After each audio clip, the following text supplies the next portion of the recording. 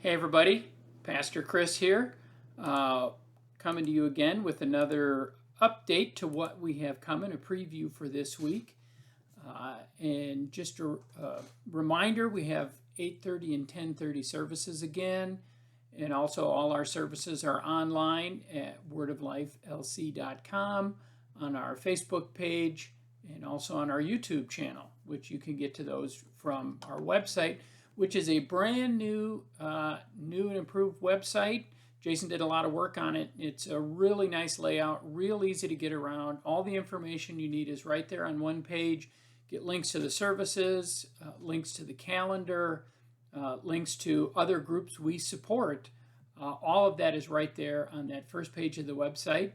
Speaking of groups we report or that we support, we got a very nice email from the Ekkas from World Mission Prayer League in India, who some of you have met them. They've been to our church and spoke, and they do some really great, amazing work.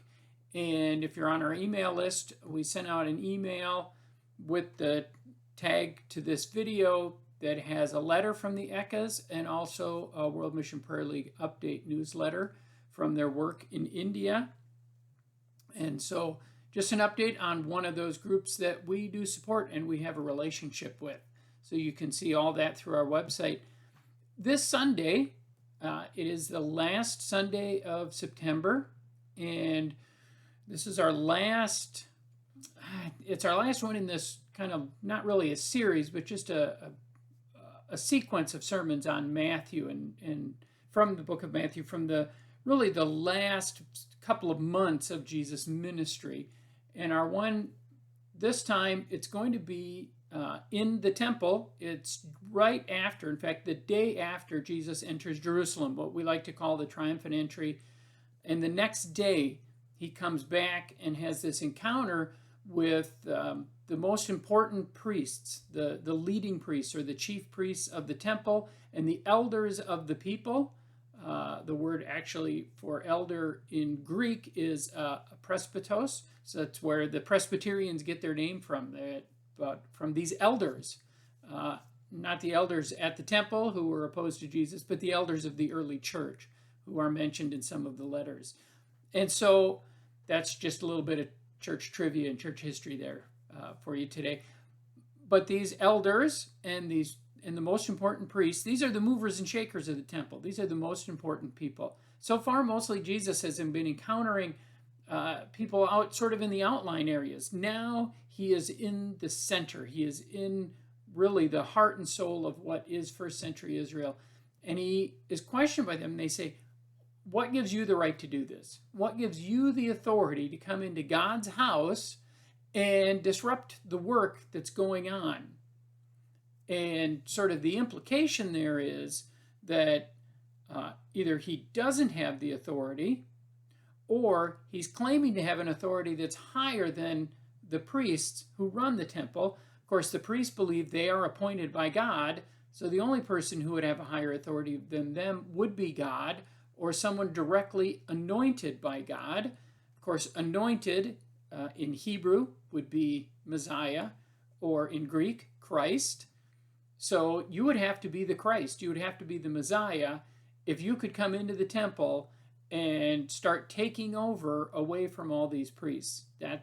So they're asking Jesus, in a roundabout way, do you think you're the Messiah? Do you think you are the Christ? And if he will admit that, if he will say that, they'd probably have him arrested on the spot for blasphemy. So they're trying to come at it kind of in a roundabout way and have this conversation to try and get him to admit something. Jesus will have none of this. He's not going to answer their question. He says, instead, if you can answer a question of mine, I'll answer a question of yours. And he asks them about John the Baptist's baptism, and they can't answer. And then he tells them this little story about these two sons, one who says he won't work in the vineyard for his father, and one who says he will, but the one who says he won't ends up going, and the one who says he will ends up not going. And this is all, it's a really neat way, very clever way that Jesus is turning the tables on these chief priests and these elders, the real movers and shakers of the religious establishment, to show that, they're the ones who say they're going to do God's work, and then they never do. They're too busy consolidating power and doing other meaningless things. Whereas those who say they're not going to do it, but actually do it, he said, he gets the chief priests and the elders to actually admit those are the ones who are really doing the will of the Father. So that'll be this Sunday. We'll go more in depth in that and see how that plays out and where it's going to go. And then we're going to start in October looking at the life of Jacob in the Old Testament. And really looking forward to that. We don't get as much out of the Old Testament except when I do these series. So I really like to dig into them when I get a chance. So that will be this Sunday. We'll have our services at 8:30 and 10:30. And of course, the whole service will be online. Also, or you can have just a video of the sermon if that's what you would like to do.